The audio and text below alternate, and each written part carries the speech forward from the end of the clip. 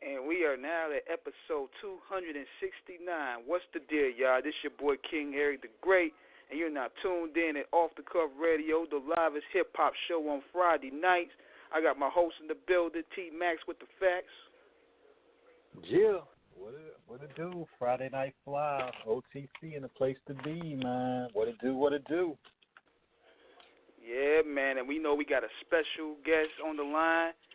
And this will possibly go down as possibly one of my personal favorite shows right here because me coming up as a Southern bruh, we all love and respect and admire the contributions that the Goodie Mob has brought to the table. They brought us soul food. They brought us Still Standing, World Party. They brought us as a part of the Dungeon family with Outkast. And now we have one of the founding members here with us tonight, talking about his solo project, what he's been up to lately. He's going to give you a preview of what's been happening with him and his career. So welcome Khujo to the show.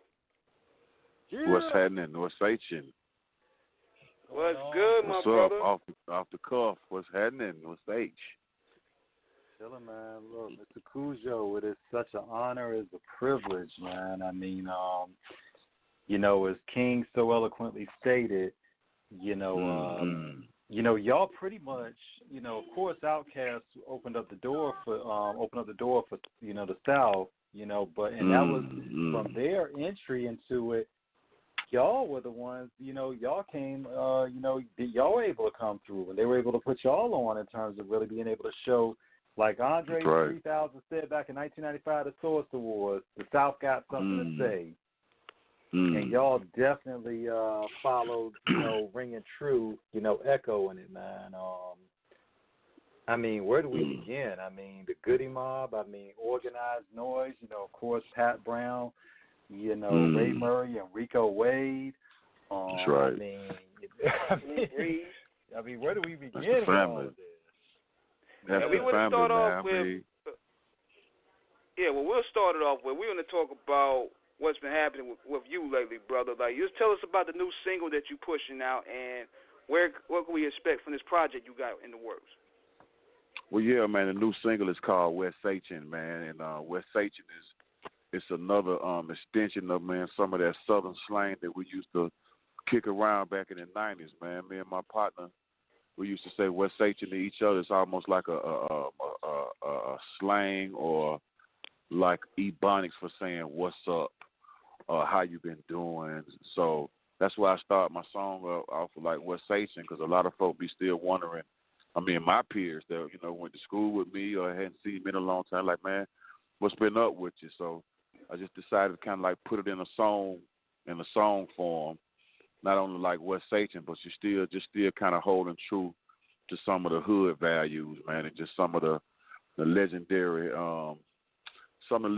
advice, man, that's just been passed along through the times, man. So that's what we do best with Goodie Mob, man. We try to have a good time at the same time, man. Tell you something good and keep that thing nice and fresh and wet, man. That's where I'm from, man.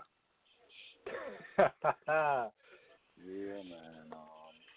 Y'all, one thing about that thing for what y'all brought to the table, Khujo, is that, because the South, in terms of a lot of Southern rappers today get such a bad rap, but the fact is, in terms of when we look at what you all brought, and like Common said on I Used to Love Her, black music is black music and it's all good, and no matter your demographic, where you're from, East Coast, West Coast, down South, everybody has their different flavor. Like what you said, about your song, it's just about the linguistics, it's, just how everybody relates to each other. So everybody's going to put their own spin on their lingo.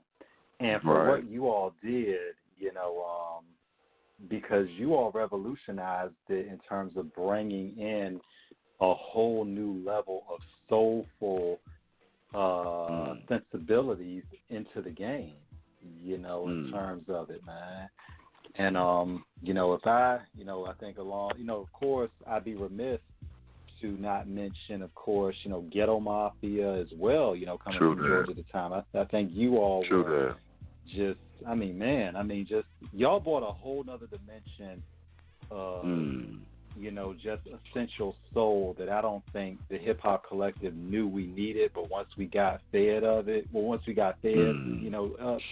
it, we were like, man, this is like really something special once it was fed to us. That's you hit that on the nail too, man. I like to definitely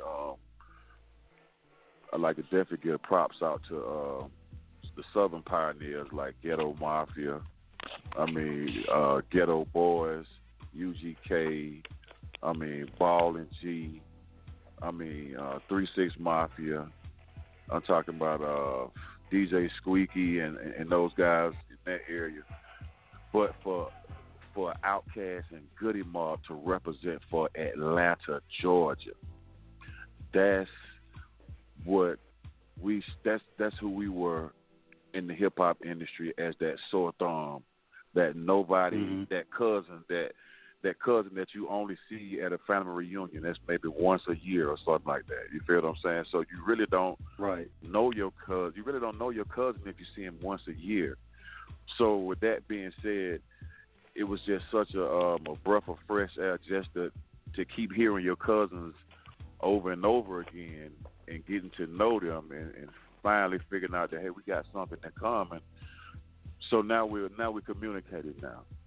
You feel what I'm saying? So I think that's what Goodie Mob was about, man. It was actually about at that time.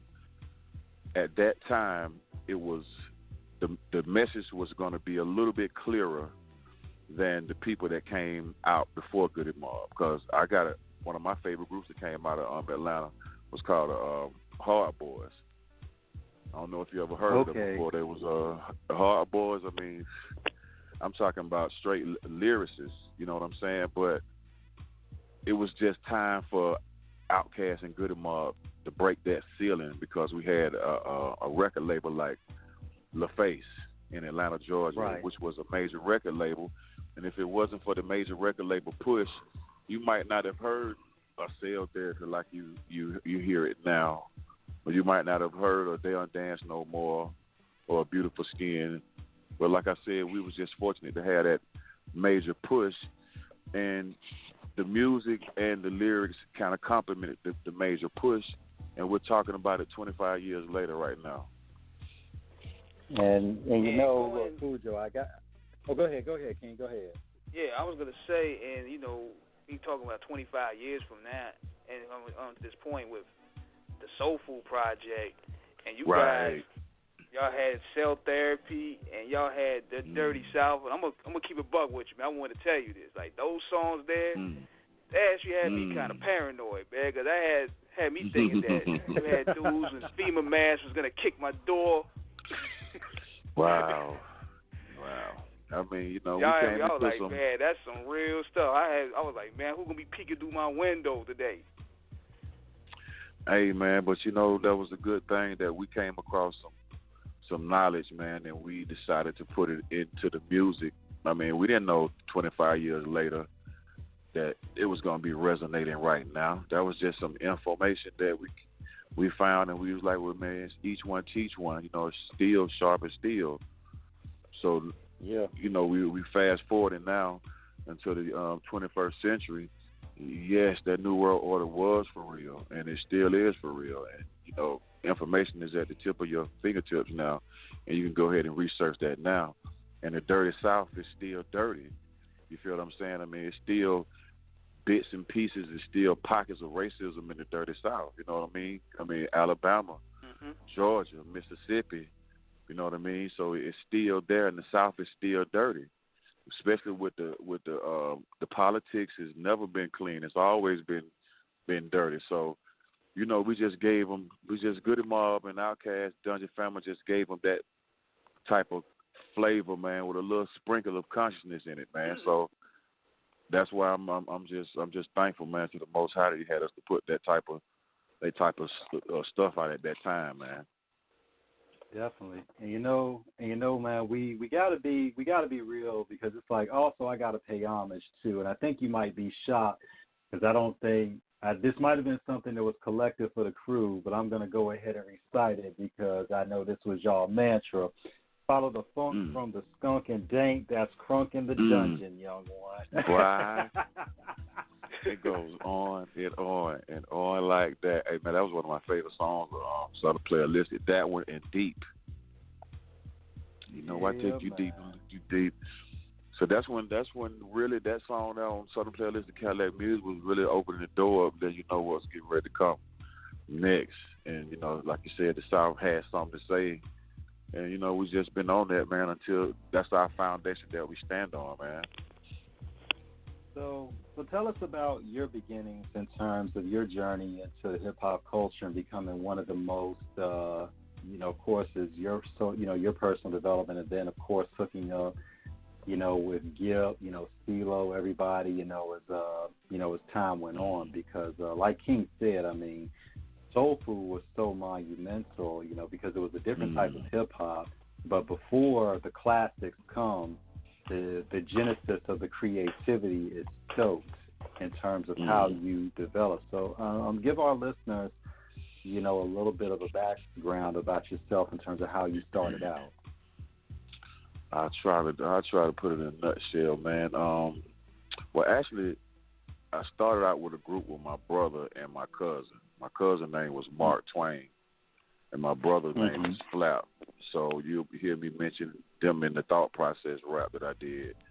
My cousin Mark Twain and my little brother in Statesboro. So we just kind of used to mess around with it just a little bit. But it wasn't until middle school, in Southwest Middle School, where I saw Beat Street and I saw Breaking. Those two hip-hop movies right there.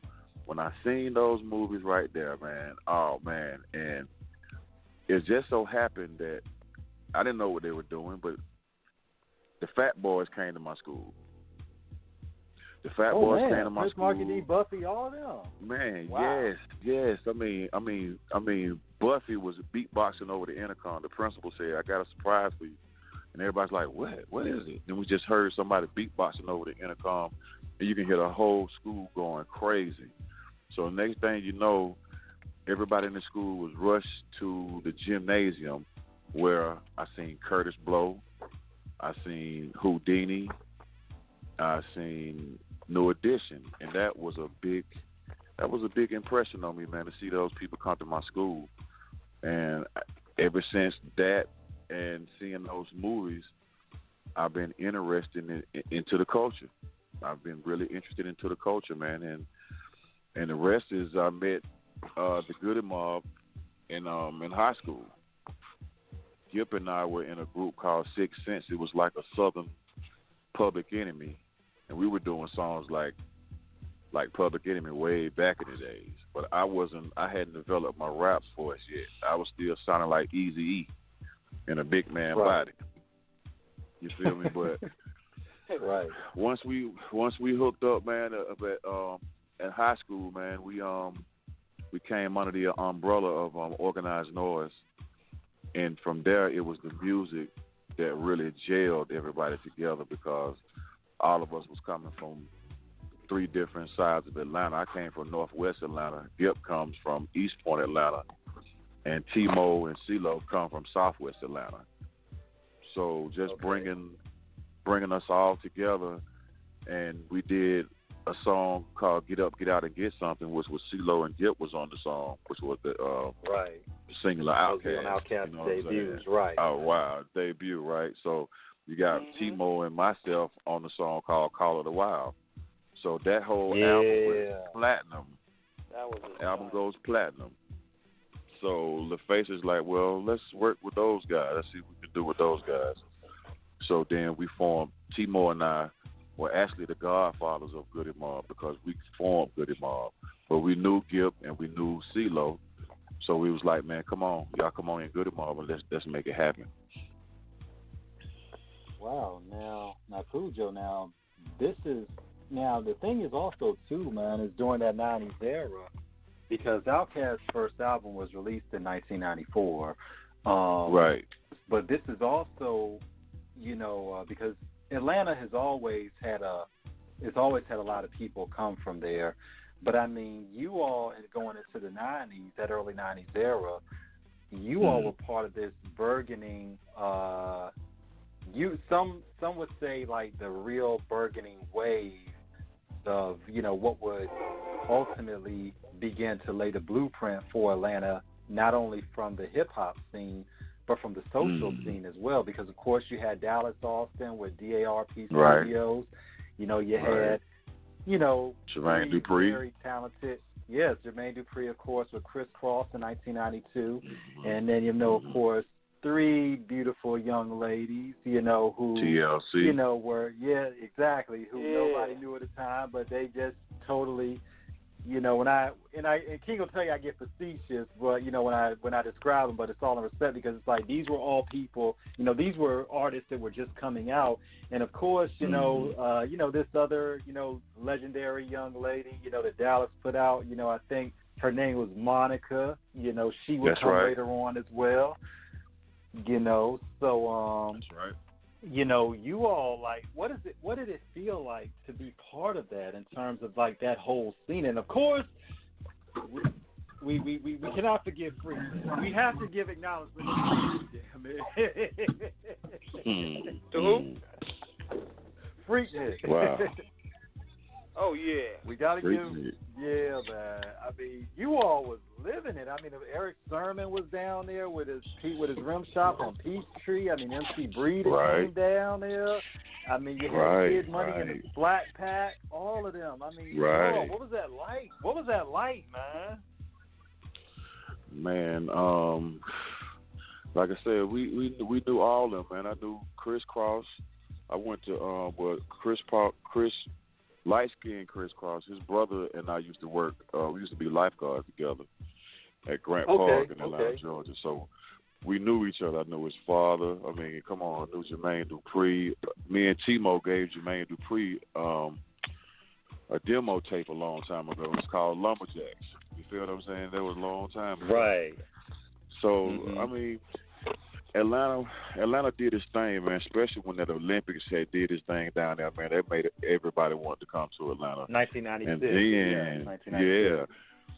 And then before that, when people started hearing the streets and the different landmarks that we were talking about in our music, man, a lot of people wanted to go see those landmarks. Just like when I used to hear stuff like NWA and they talk about Crenshaw and Compton and Jordan Down, I used to want to go see those places too, man. So I think it resonated great, man, just when people can actually see those places like Hamilton Road and Greenbrier, because nobody was really laying those landmarks down like that in Atlanta music yet, besides maybe Ghetto Mafia. They might have been the closest to Atlanta that you could say. I can't forget Pastor Troy. Pastor Troy was a down south Georgia boy, but what really resonated with Atlanta was Goodie Mob and Outkast, because we was actually from the city. Because there's also a lot of other history too, and I'm gonna break down some of that, because you had, of course, Easy Lee from the Treacherous 3 during that time, who had also relocated there as well. That's right. And and then of course, and I'm going to take you on a time warp, because I'm going to name off some of these places, and I think you're going. Now, this is for all of our listeners who may not have known this history. I'm going to run it. I'm going to give y'all a quick lesson in terms of the Atlanta, during that time, in terms of what it was. So, I mean, of course, you had, of course, everybody knows about the colleges, Morehouse, Spelman, Clark, Atlanta, and all that. That's right. But, of course, there used to be a company, Black Market Entertainment, that would throw a party at the warehouse. Then, of course, outside of, you had you had a place called Fat Tuesdays at the Underground. Of course, you had Earwax Records and Tapes. You had Marco's Pizza. You had Hoops. And of course, R. Thomas Grill and Piedmont Park, Grand Park or Washington Park. That's right. Washington Park was my spot. Yeah, man. Washington Park was the spot. Yeah, it's been some years since I've been down there, man. But you got it. You got it. I remember years ago when we took a family trip down there. We drove by Spelman, and I saw all the honeys, and I'm like 17 at the time. I'm about to tell my dad, like, stop the car, let me out. Yeah, man. I'm like, just leave me over there for about 7-8 hours. I'll be all right. That's something to see, man. You're right, man. Atlanta, a lot of people didn't know about what was going on down here in Atlanta like that, man, until some of the stuff got into the music, man. So, just like when Gilbert say, could somebody please turn the lights on to 166? Next thing you know, they got lights on 166. So I'm like, so is that a cry out? Is the music like a cry out to people that's in power that can make things happen? I don't know, maybe not. But when we was doing our music, man, we was just trying to be different from anybody else. We didn't want people to think that we were trying to sound like anybody from California or New York or anything like that. Because I remember when you first heard hip-hop, it was coming from a New York perspective, like Grandmaster Flash, you know what I'm saying, and Rapper's Delight. So I could remember back in the day, I was trying to talk like I was from New York. Like, yo, what's up, kid? You know what I'm saying? Yo, what's up? You know what I'm saying? When I heard Wu-Tang, I was like, man, Wu-Tang, they was the epitome of being raw cats from New York.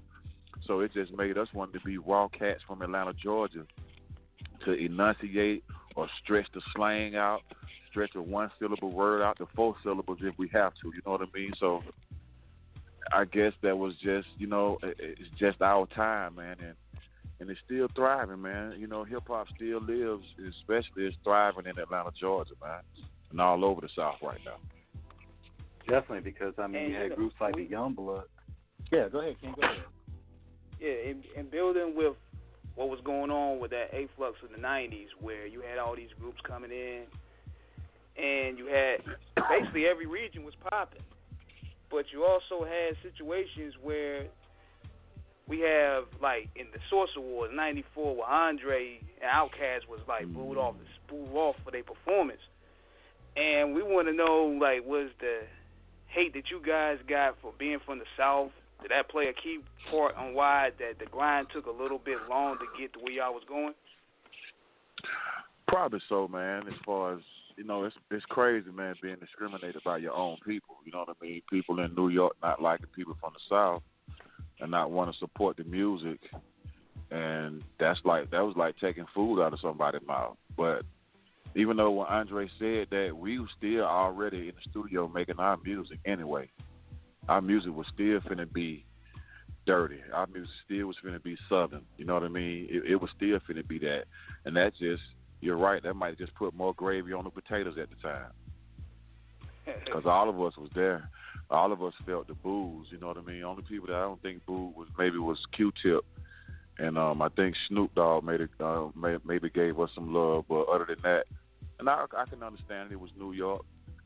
And it was blatant tough love, I put it that way, because we eventually came back to New York and rocked the tunnel like it was a nothing. You know what I mean?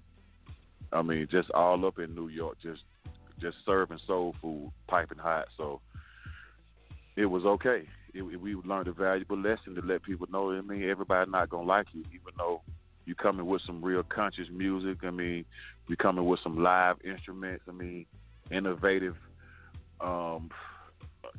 way to make sounds. They didn't care about that. You know what I mean? They just really want to hear your lyrics, because the South had a bad rap at that time. You know what I'm saying? All the South was talking about was, you know what I'm saying, strip club music.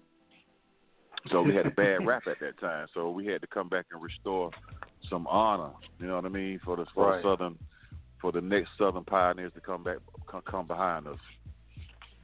Yeah, man.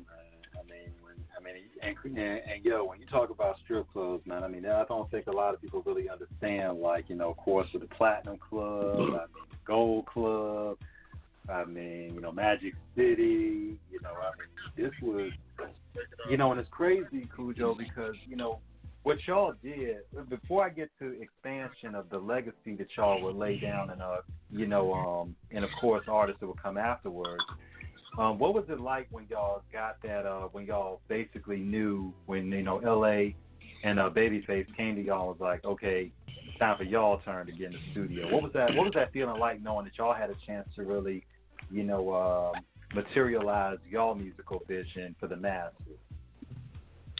Man, it just felt like finally we had a voice, man, because L.A. Reid stuck his neck out there, man, let us do a first single like Cell Therapy.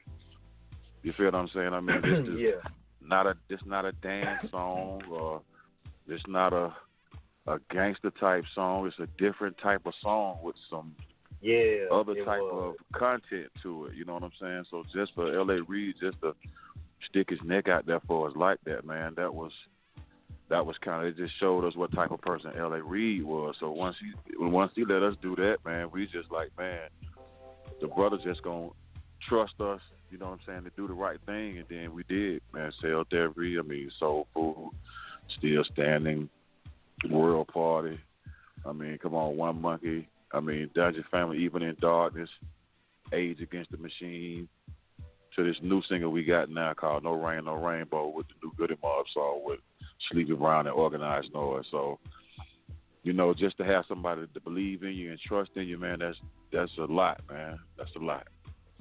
It was, because of course when Cell Therapy, because one thing about it, Khujo, when you look at the when you look at how rollouts come for albums, and when we take it back to the 90s, we were still in that boom bap. New York, in California, pretty much had, exactly what King was saying. It definitely was something that there was a stranglehold on it. So not only in terms of the piano chords, because you have your bass do do do do do, and it's a very, you have a very then you have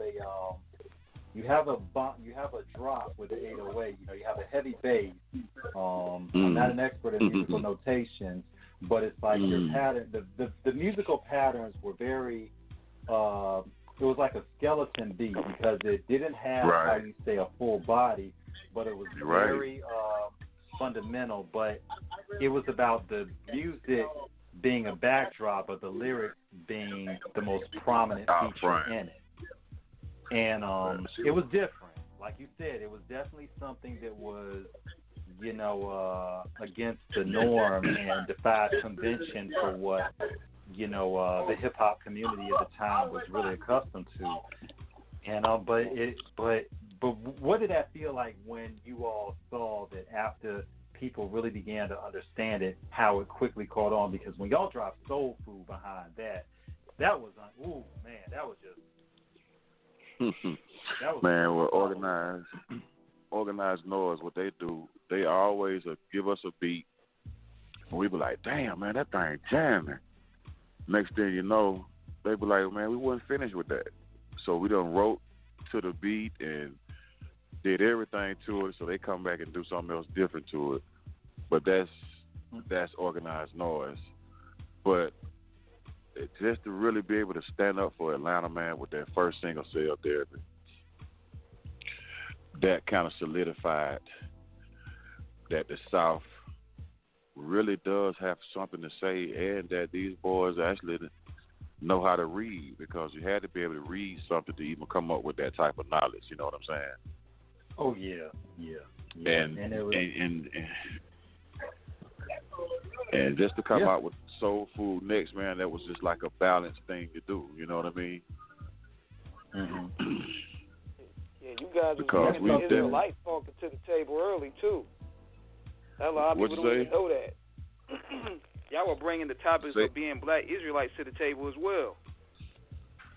Yeah, didn't even know what we was doing, bro. But that's just how the Most High move. He'll plant that seed in 1994, 95, and water it on up into the 21st century. And then you got stuff that's you never knew that was up under there. Like you said, traces of who the real chosen people are. The book of the book, the people of the book. Right. And that's but I mean, to have that type of prescience, because the song was indeed prescient in its penning, you know, because you all were talking about things that would eventually become the topic of public conversation, you know, in terms of, you know, of course, New World Order, you know, like you said, you know, people who were, you know, those who actually, you know, were in those real positions of power and everything.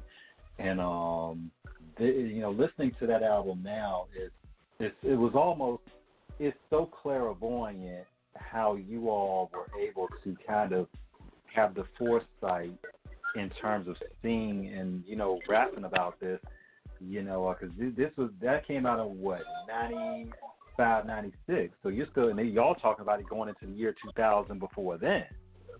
You know, in terms of everything that was happening. I didn't mean to cut you off, T-Max. Now, did that record also kind of get banned from MTV for a minute? Yeah, that record kind of got banned because T-Mo had said something about they said something about the black man. How this world something without the black man. So they bleeped that out. But they banned They Don't Dance No More along with Tatter Club Up at the same time. So those are two songs they banned. Right. But yes, once they found out what we were talking about, it was kind of like an eye opener. Everybody was like, "Hold on, we thought this was some pile nobody now talking about killing your own folk. Well, no, this is something else." Yeah, it got a little bit too real for them. Yeah. It got so real to what people at the record label asked us, "Do you guys have fun? I mean, come on, do you guys laugh or smile? Or I mean, like, yeah, we do all that. We just never chose to put it in our music like that. We just always chose to be real." And I think that's one thing about it when we look at the whole era, because, you know, you all, along with a lot of artists from that era, you know, of course, Tupac, Big, OC, Eru, MC8, you know, Cam, you know, because this is all mid-90s, you know, early 90s and beyond, you know. It's like all of y'all were just from every coast, you know, of course, Blase, Wu-Tang, Spice One, Method Man and Redman. You know, all of y'all, all of y'all were just putting out product that was really, I think, a true representation. Even if some would say that's subjective of what, you know, real is, I say you all put out some of the most real and relevant music during that time. In terms of, I think, really encapsulating the moment and the era of what that, you know, mid-90s, you know, early and mid-90s aesthetic was for what the culture represented. You know, I think the 90s were like this. I think the 90s were like the 60s. Yeah, I think the 90s. Yeah, I think the 90s can be a mirror image of the 60s, man. Because you did have that type of music out, that rebellious music, rebelling against politics, rebelling against everything, man. So, I definitely would attribute that to that, man. Now, also, I got another question to shoot to you as well, brother. Go ahead. Now, some footage leaked about 10 years ago where you had possibly the most iconic guy to ever touch the microphone, Tupac Shakur. He had you guys in the studio for Good Life and Hit 'Em Up. That footage leaked about 8 or 9 years ago, I believe. So how did that connection happen? And my brother, hold on for 1 second. Yes, indeed. Khujo in the building. Man, look. Hey, y'all know what it is. Call number is 1-619-924-0703. Shout out to our co-host in spirit, Ilana Sandman, Lady Chinchilla. This is Off the Cuff Radio. We're sponsored by Da Vinci Clothing and, of course, Buddy Boy Entertainment. Pick up Cocaine's Finger Roll album, produced entirely by West Coast Stone. We are on the air, live and direct, right now, this Friday night, with Goodie Mob, legendary elite MC Khujo. We're at a brief intermission right now. He'll be back shortly. But man, King, I mean, to have him on the show right now, man, I mean, for him to just give us all this knowledge, I mean, about the history of the Dungeon family, I mean, this is huge, man. Oh yeah, this is a great deal, man. I mean, for anybody coming up, especially for us being from the South and everything, these guys were straight pioneers into building that house that we see right now that everybody else is going in and out of. Yeah. But I mean, but you know, the funny thing is, I mean, when Outkast came out, they came in, you know, with the guns blazing. But I don't think anybody knew when Goodie Mob came behind them, you know, how much Outkast really had in the arsenal. Because I mean, it showed not only was the organized noise collective a group of talented MCs, I mean, the music, dog. I mean, did those guys have some beats or what? That organized noise sound, it was something I ain't never even heard of. Especially like I told him earlier in the interview, when he put out Cell Therapy. You know how many cats were paranoid when they saw that video? I mean, you know, it's sitting on right there. Who's there peeping in the window? Blow, nobody now. Sorry about that, bro. Sorry about that, man. No, you good. Nah, we were just it's all good, up, man. About yeah, man. I mean, so yeah, we were just chopping it up about y'all impact, and then the impact being so huge that y'all had Tupac Shakur reach out to you guys. Now, how did that connection? Oh man, Tupac, man, was such a fan of ours, man. We had no idea, man. When we was at that Source Award, where Suge had cut up, we met Suge and Tupac backstage, and man, he was like, "Man, we love y'all music, man. Why don't y'all just come and hang out with us?" And I think Timo actually had a number on Tupac, and Tupac wanted to join Goodie Mob at one point before they murdered him. So while we was out in L.A., I mean, real crazy, man. So while we was out in L.A., man, we was able to hook up with Tupac, and they got footage of us walking inside the studio when he was playing The Good Life. Because he's like, man, my man, it's Goodie Mob in the house, man. Get them whatever they need. And, man, that was a monumental time for us, man, because, you know, we had no idea that Tupac was going to be the person that he was, man, and, you know, come to do all that great stuff, bro. But, yeah, we've been around some greats, man. Biggie too. Yeah. Oh, man. Because I know with Tupac, he lived in Atlanta during that time as well. He had a house there. Mm-hmm. Of course, that was of course, you know, the incident where, you know, he you know, with that incident with the police officers where he came to the defense of that black motorist who was being harassed by those two cops. Right. You know, for those that don't know that story, you know, go online, read it.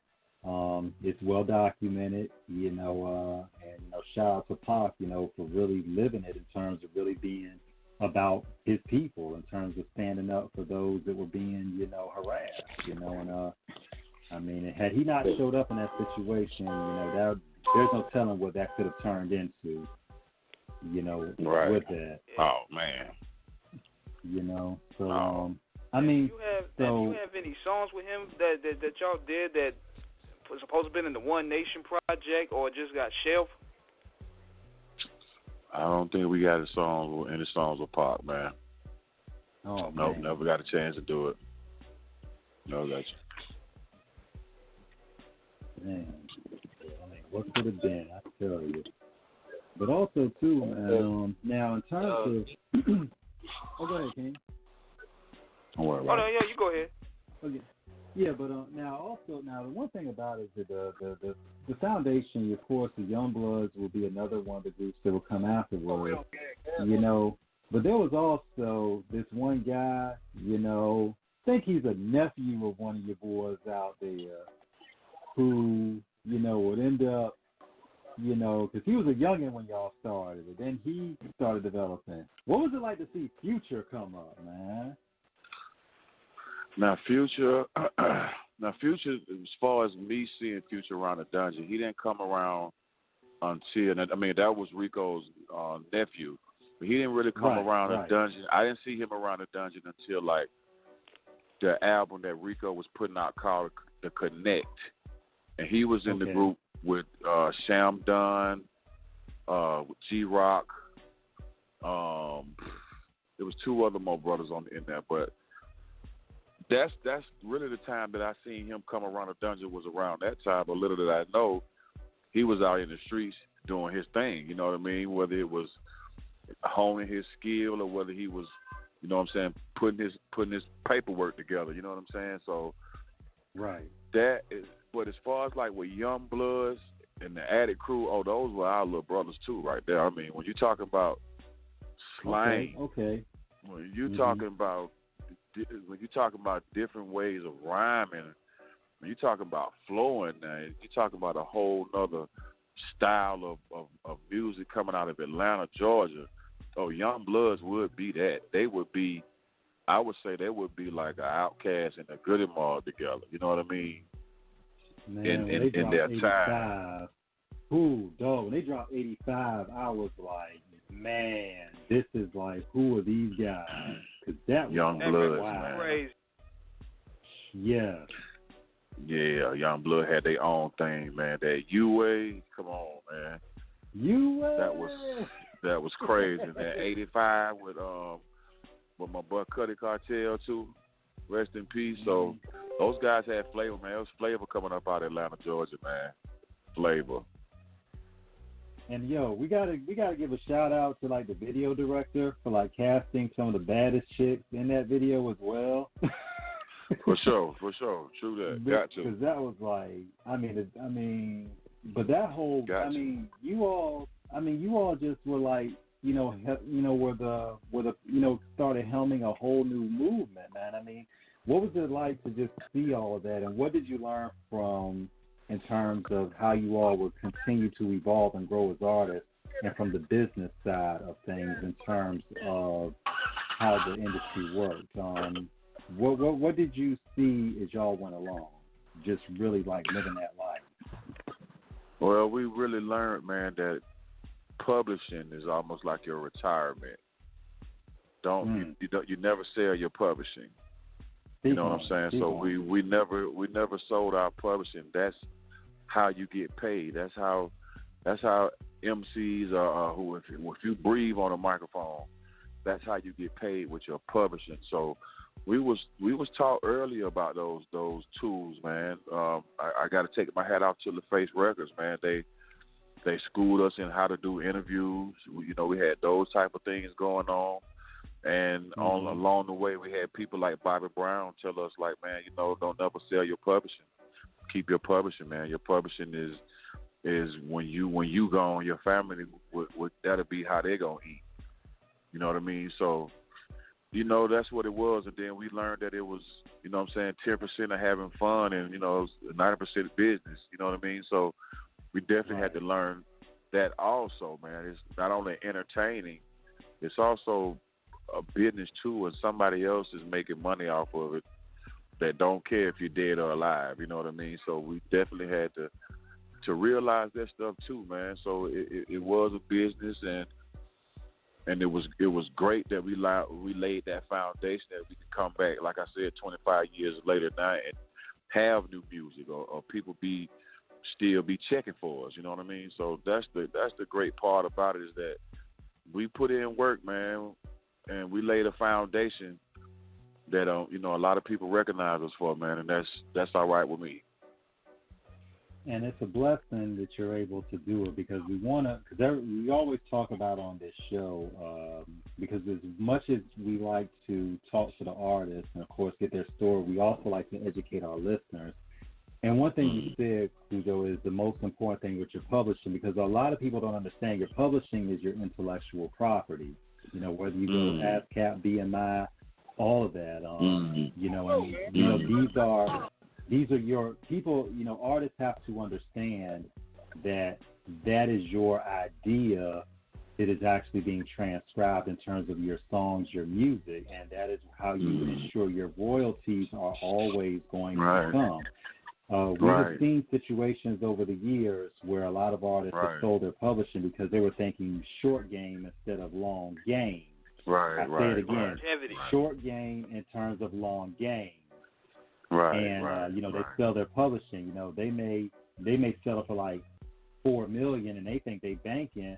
But the thing is, when you look at that long game, I was reading an article. It's like what happened with Jason Weaver with Disney when he sang on the original Lion King, and they were going to give him a flat $2 million. And his mother, God bless her, they looked at the business of it, and she was like, "No, we're going to take the royalties. We're going to, forget the money. We're going to take the royalties from the movie." And The Lion King is like one of the most iconic films ever. And and that was almost over 25 years later, and he's still getting money off of that to this day. That's right. So it is so important to make sure. Yeah, and it's so important to stay on top of, like you said, man, your business. And for you all to still be doing it and still be, respected. And, it's a testament to the impact y'all made, the legendary status you achieved, and, the bridge that you would construct for people following behind. Now I wanted to ask you, Khujo, about the When in Darkness album, because that was really the album where all of y'all came together in terms of it was really a cohesive effort. What was that like to get everybody together for that full project? Man, that thing felt almost like, I felt how RZA felt when the Wu-Tang came together on that first album, 36 Chambers. I felt like this album was flawless, man. We had all the pieces to the puzzle, man. And we came up with that Even in Darkness, man. And that was, man, I thought that was man, I wanted to be on that album so much, man, because I was in the studio almost every time because I didn't want to miss anything. What you want me on, man? What you want me to rap on, man? I rap on anything. I mean, I don't care if you think it's whack. It's okay. I just wanna be a part of it, man. And and to this day, man, you can put that next to that 36 Chambers, man, all day, man.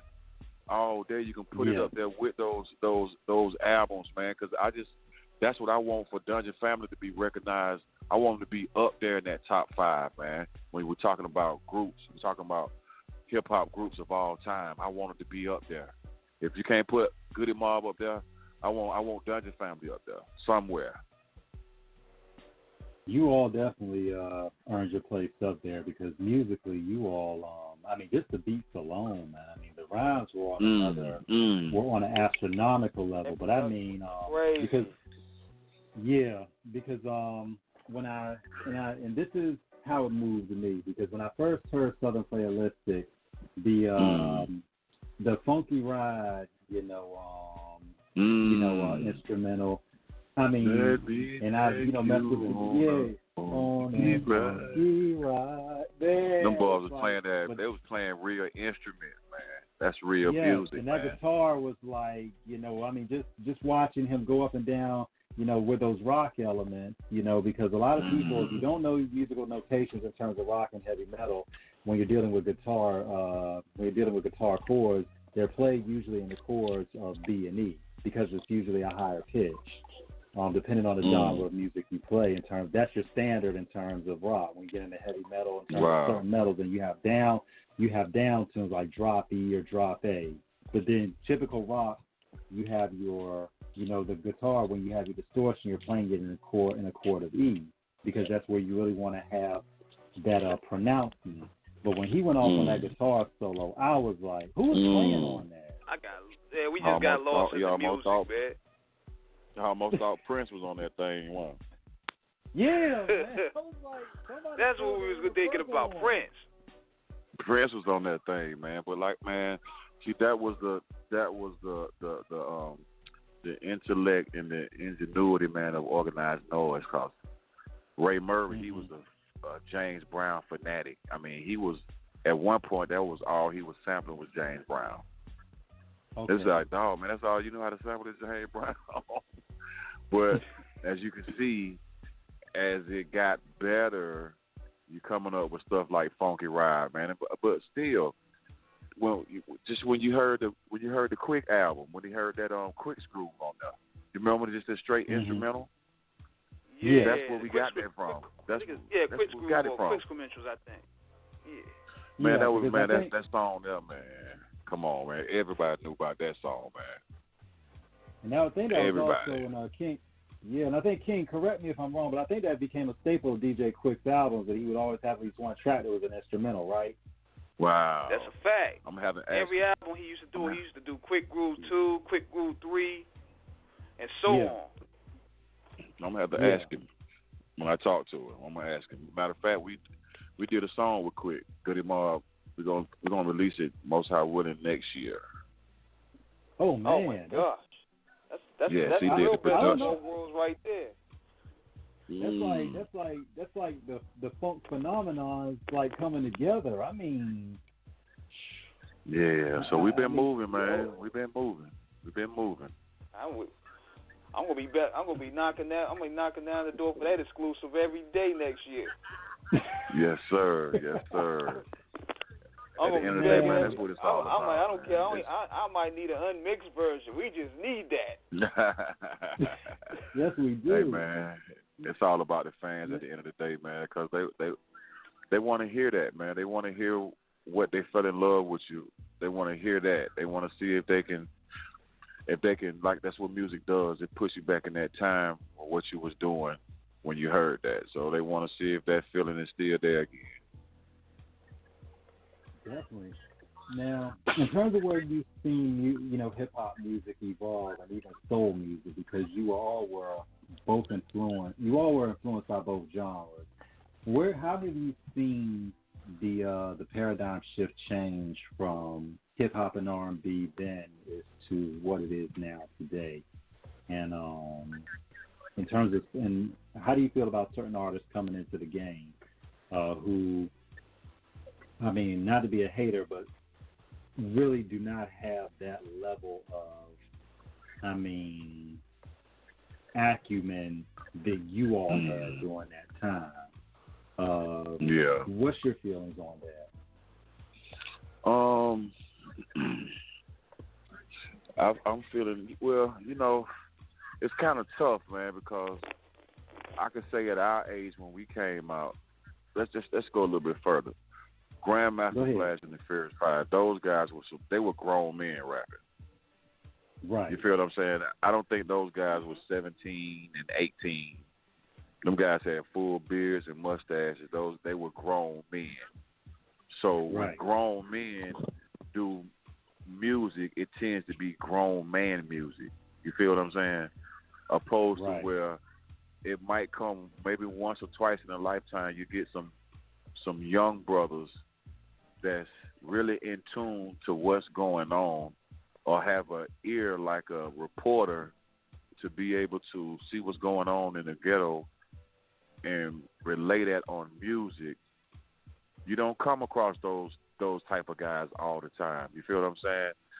So with that being said, the youth is controlling really the way the music is going. I don't think it's the powers that be that's doing that, because you can say a lot of stuff to somebody that's young that they don't know, you could get over on them.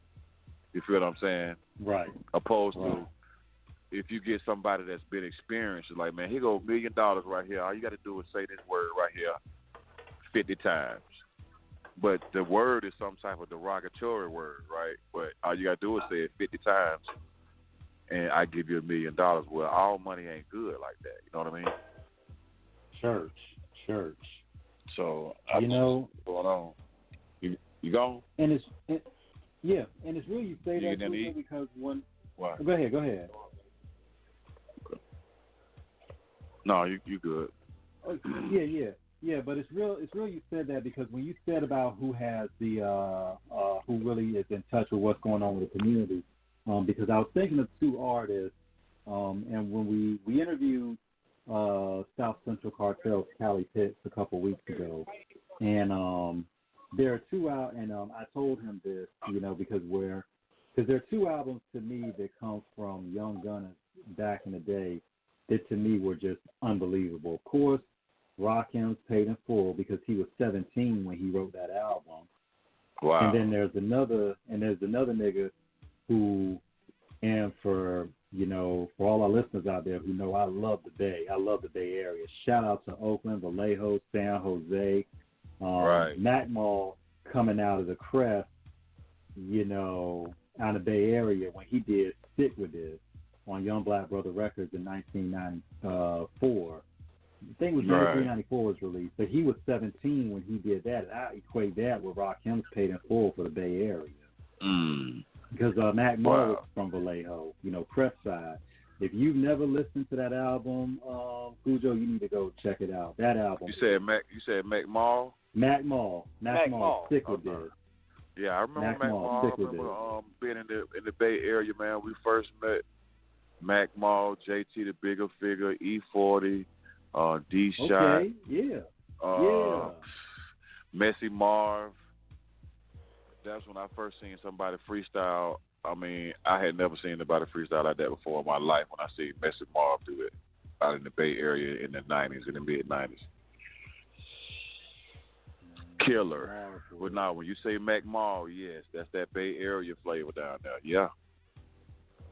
Yeah, but that album, that's still one of my all-time favorite albums. And, also what I wanted to expound on you as well was the Grown Man Rap. And I think if somebody else jumps on this, damn it, on Off the Cuff Radio, Khujo, King Eric, myself, we said it first, Grown Man Rap.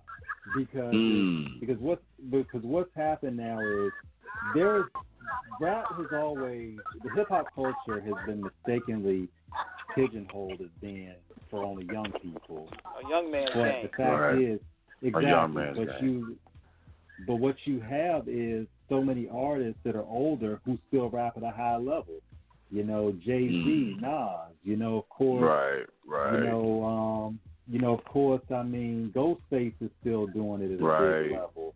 Right. Ludacris still got his bars. MC Compton's Most Wanted is getting ready to drop their first album in 13 years. Yeah, Bone Thugs and Harmony. Brother Lynch Home. Yeah. Brother Lynch Home. When last time you heard that name? Yeah, I remember the first time I heard Brother Lynch Hung in terms of when the Source 94 did an album review, Season of the Sickness, and this is when he first came out, and I mean that was like I still have that issue. That was chilling, but it sure is like that nigga can rap like I ain't never heard nobody rap like him before. Like you remember Volume 10? That street. You remember Volume 10? Pump. Yeah, pistol grip, pump on my lap at all times. Brothers mess with other brothers' stuff, but they don't mess with mine. Yeah, that's when people were, they was innovative, man. MCs were coming out with all different types of styles, man. But like I said, man, history repeats itself, man, and hopefully come around back to some of the originators. We can sprinkle some more good stuff on the game, man, and just keep it fresh, man, and keep it wet, man. Definitely. And I think it's important because one thing about it is go ahead, King. Yeah, I was gonna say, long as we keep our platforms going and we can bring brothers like you on there to keep that wave flowing, the music is always gonna be there. For sure. Yeah. For sure. True that. The music is always gonna be there because that's the driving force. True that. I want y'all too, man. Put y'all up too, man. And next month, man, I'm gonna be releasing a compilation album, man, of some young homies, man, that's hungry too. It's called Feed the Lions, and it's some unsigned MCs, man. Unsigned MCs from East Point, from Atlanta, from the South, man. They wanted to rock out with me, man. So y'all make sure y'all check that out, man. That's coming out on the 28th of November. It's called Feed the Lions. Okay. Definitely, man. Like I said, for what y'all doing, man, we appreciate y'all so much, and we, for you, so many other artists, we gotta give shout outs, to older cats as well, like Griselda Records, Benny the Butcher, Conway the Machine, Westside Gun, because you all show us that it's no age limit in what you can do in terms of still being dope, and that we still need elders in the game to, to keep the guard, to show the youngins that, it's one thing to be out there, but it's another thing. This is how you really keep your pen sharp and how you achieve longevity. Right, right. Because they don't in rock and roll, they don't crucify their elders in rock and roll. Exactly. They don't do that in blues. They don't do that in blues and jazz. They don't do that. Why are we doing this in our genre of music? So we can't pass down the real. They don't want elders in the rap game, so you can't pass down the real on these people that's stealing money from your publisher and from all corners of how they're trying to digitally market this game right now. Exactly. And, they try to say that these guys are, these older guys are old. I'm like, no, these guys have wisdom, but they are rapid at a rapid pace. Great. Right. That's a great way. These guys are wisdom. I like that. And I think back to the time before the situation happened with Tekashi, where Fat Joe was trying to give him wisdom. If you saw that video where Joe was telling Tekashi about how he needed to slow his roll. And Joe was like one of the realest dudes. Shout out to Fat Joe and Terror Squad. He's one of the realest ever to do it. And Joe went through his ups and downs in the industry. Joe had to deal with certain things because Joe, it was a real street dude. And he was trying to tell 6ix9ine, I lived all of that, and it's like you really don't understand that in terms of what you're doing, how what you're doing could come back on you. And he was trying to tell him last year before he got picked up. Right. And now 6ix9ine in the situation he's in. But knowledge is always an addition. It's never a subtraction. Subtraction is when you subtract knowledge, not trying to make it an addition. Right. And I think that's something that a lot of these young artists out here need to learn. I have every XXL magazine printed from 1997 to this day, over 22 years. So I've seen all the artists come and go in terms of the show improved section, just like with the Source. I've been an avid Source reader since 1994. So I've seen all these artists come in over the years who have, these were young kids, a lot of artists coming in, a lot of youngins who were supposed to be the next up. And they didn't make it for whatever reason. Yeah. That's right. It's a spiritual war, man. It's casualties in the spiritual war, whether it's a physical death or a spiritual death. And we can either further that, or we can slow down the process, man, by the content that we can put into the music, or by the content that we can put when we sitting down and talking without the music on. Right. Either or, one of the two. It's going to have to be one of the two. If you could change anything in the game right now. Talking about putting a lot of in depth in your words and a lot of meat with the potato, so to speak, I would say that one of my favorite verses from you was from the joint that y'all did, Fighting. You fighting for the spiritual and you fighting for the mind.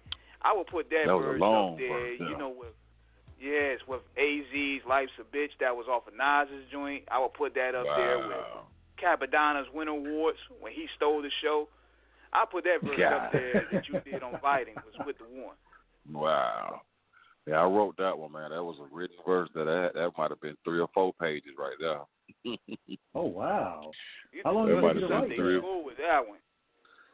Man, back then we was young minds, man. We was filling up both sides of the page, like how Nas say, everything over the margin. Right around past the margin. Yeah, we was filling up books, man, books and stuff, man. So just to be able to hear your stuff come alive on music and some of your words not even rhyming, that is, like Pimp C used to say, man, that's country rap tunes right there. That's a Burt Bacharach. I think that's his name.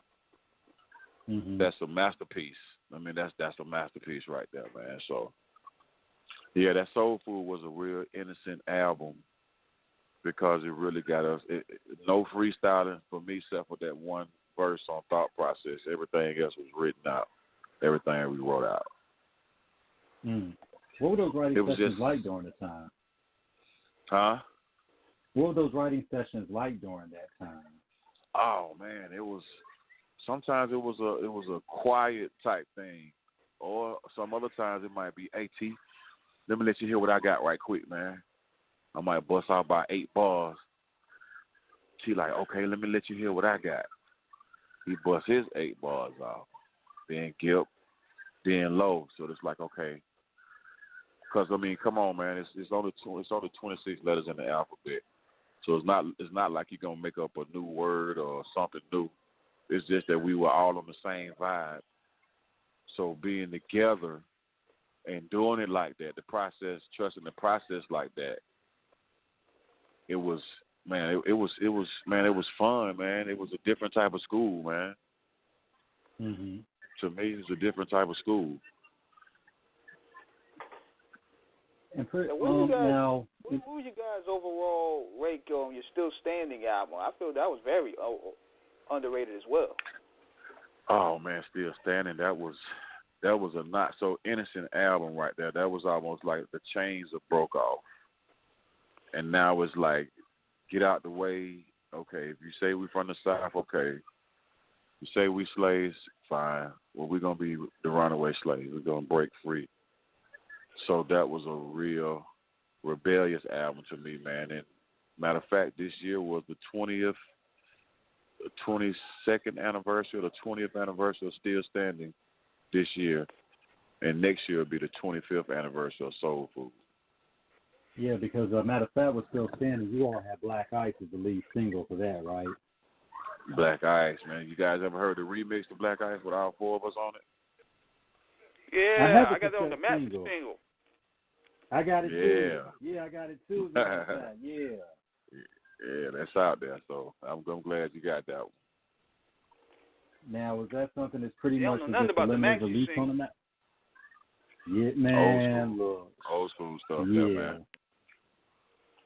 And that's what, I want to ask you that about it too, Khujo. What's your opinion about how the music's being marketed now, where some have elected to go away from physicals and go strictly to downloads? Do you think that the physical copies are still essential in terms of the culture, having your hands tangible in terms of the liner notes, the inserts, being able to really read all the credits? I think so, man. Everything? I think so, man. I do, man. And I got a friend that has a record store down here. It's called DBS Sounds on Riverdale.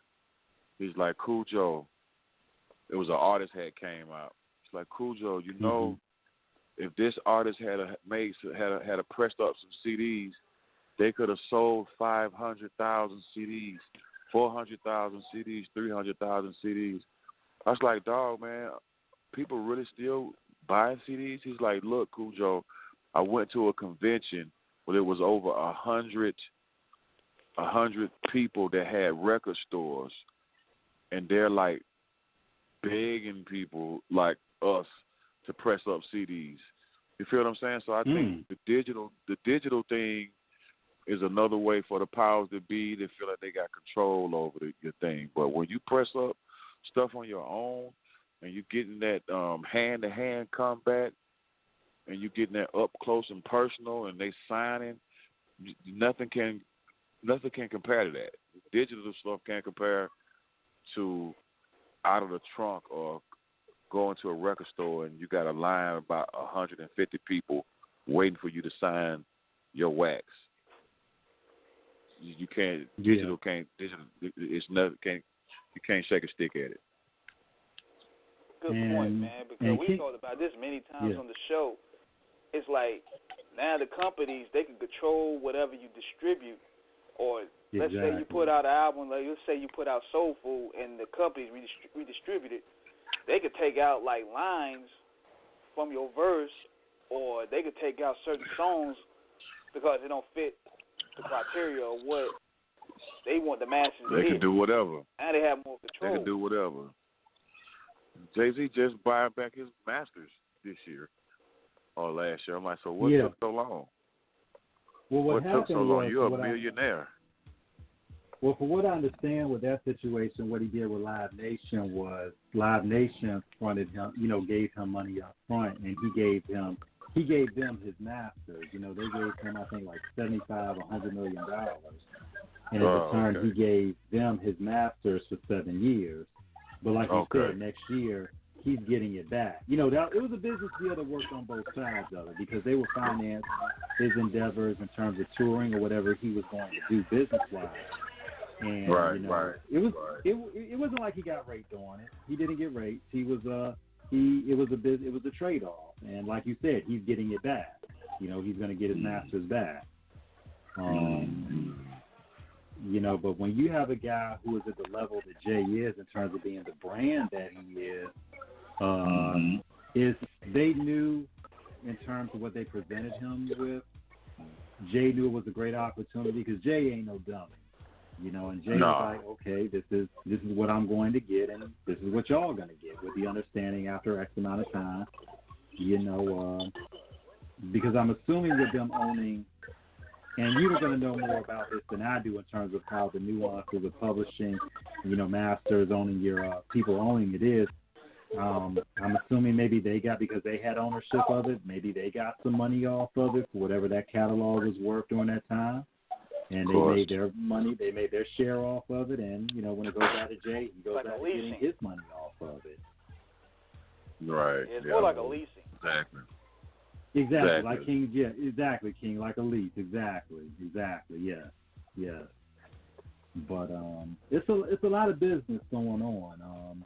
Now, you all came up in a time where getting signed was the most important thing.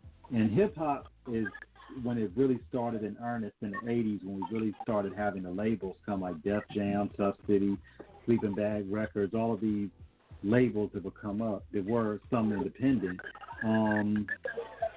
Pretty much, what was it like for you all in terms of your trajectory in terms of getting on the label? But did you see a lot of artists who were still kind of going that route independently during that time, trying to do their hustle independent, or was everybody at that time, your contemporaries, trying to all get a label deal at the time? No, I think, man, the majority of the people in Atlanta, man, was independent, man. Like you had Kilo, you had Ichiban. That was like an independent record label. Ichiban Records, Yeah, Ichiban Records, and like I said, you had the Hard Boys out there, man. You had, like I said, it wasn't a major record label in town before LaFace, but brothers were still trying to, trying to tear that glass ceiling down, and it was just a matter of time that we hooked up with LaFace, and just the thought of being signed, like all those music movies you see where people signing a big contract. Yeah, we actually signed a contract. You know what I mean? It's the old school contract, man. So that solidified everything. That's when we know that, hey, man, we finally signed the contract. And so, like I said, you still had people like Pastor Troy. He was doing his thing independently.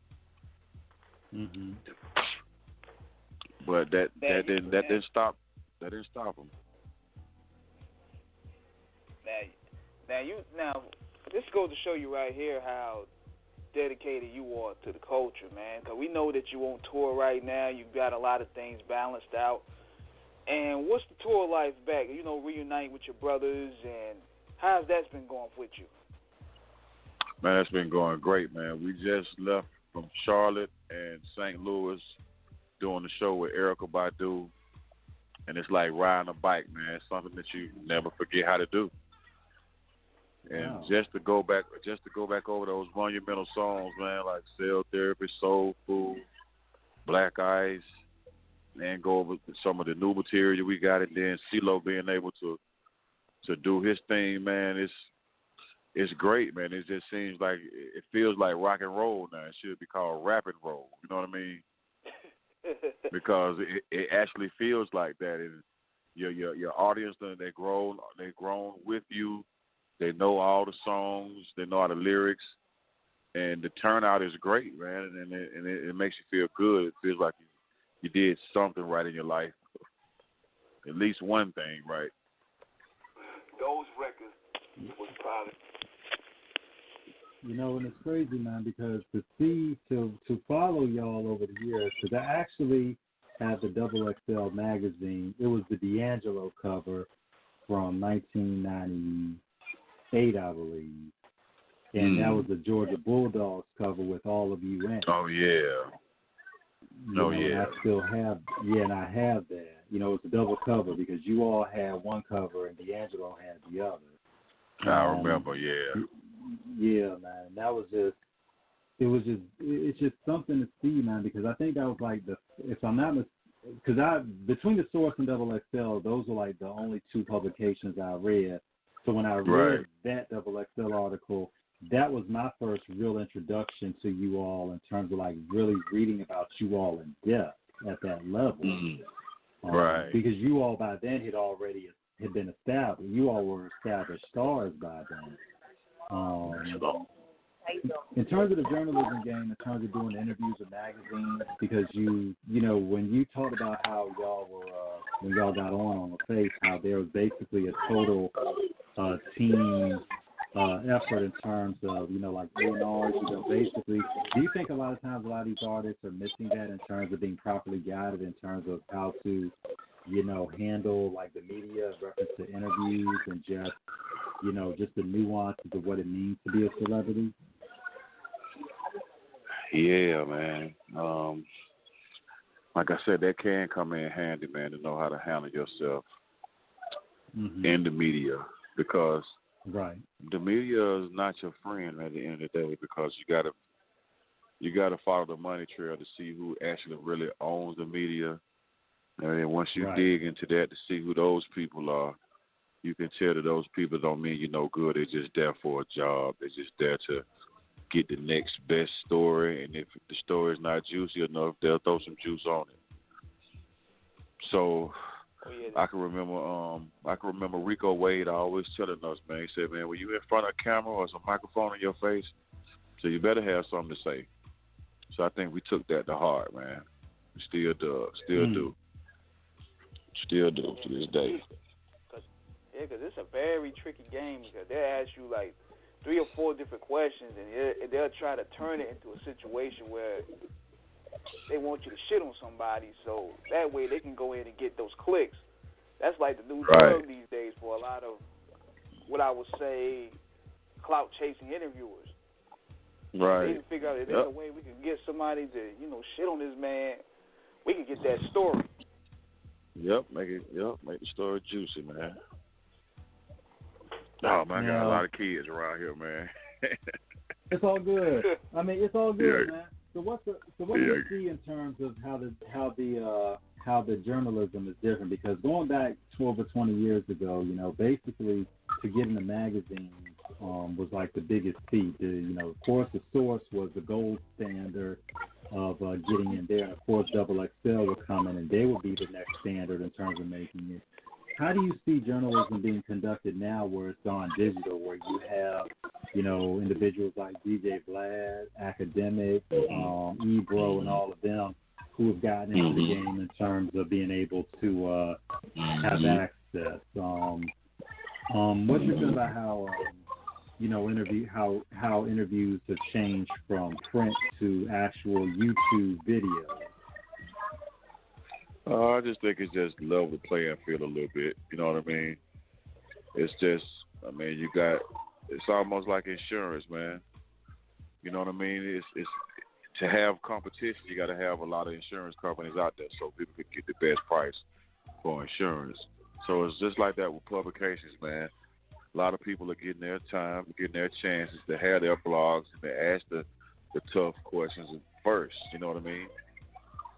So, like I said, it just leveled the playing field out. And some of these journalists, you're going to get some real genuine people that's really hip-hop heads that really want to know about the history. And then you're going to get some of these, you know what I'm saying, a-holes that the only way they can get ratings is to belittle somebody.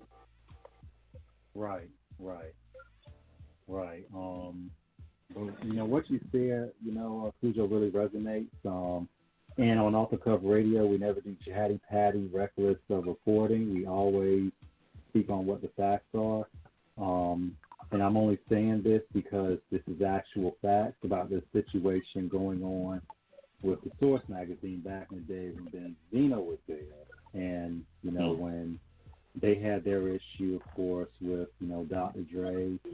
And, Eminem was the first target, and then, you know, Dre and 50, they were taking subtle shots at them, and basically anybody who aligned themselves with them, even Uncle Russell, you know, Simmons, he caught a stray here and there. So what you said is it's very pronounced, it's very profound, because it's all about who has influence in terms of what is going on in reference to who's actually saying, well, this is what we're going to do in order to paint this, in order to push our agenda. You know, this is the thing. And once again, I'm only saying this because this has been documented by the Source magazine themselves. And for our listeners out there, yes, on Off the Cuff Radio, I'm going to say this. Benzino, contrary to what you heard, was never an owner of the Source magazine. He was never an owner. I say it again for the third time. He was never an owner. He said he was. He was not. He just had a lot of influence at the time. If you want to know the story, pick up. I tell our listeners, if you want to know the story, pick up. I believe it's the April or May. Shit, I gotta look at my bookcase. I'm too lazy. But it's the cover. It's the double cover with UGK and Cameron from 2006. They tell the whole story about what happened. They tell the whole story. Gotcha. Yes. Have you read that story, Khujo? No, I hadn't, but I did hear about it. I haven't read it yet. If you can on eBay, big up to eBay, shameless promotion, but I'm playing. But yeah, eBay is great because eBay you can find a lot of those old Source magazines up there. Because I've gotten a couple that I didn't have. But eBay, if that issue is up there, look for the 2006, or if you want to go online, punch up the 2006 Source magazine, Cameron UGK cover issue. And that tells the whole story of what happened with that whole situation. Gotcha. It tells the whole story. And you will be amazed. Put us on to the exclusive. Yeah. Put us on to the exclusive because I might have to recollect on some of those issues that I lost. Yeah, but that's shout out to Source Magazine. No matter what's happened throughout the years, you know, the Source Magazine was my first real introduction to hip hop journalism that would lay the foundation for. And I have to say this again: King, Sandman, Chinchilla, the opportunity they extended me to be a part of the team. But I couldn't do it without the Source and Double XL giving me the knowledge, you know, from me reading that history to interview legends like yourself. And then, of course, King and the whole Guillotine for giving me this opportunity to be able to do so. So I got to thank, you know, both parties. And, of course, Khujo, I mean, for you to join us right now is an absolute blessing. We're humble. We're honored.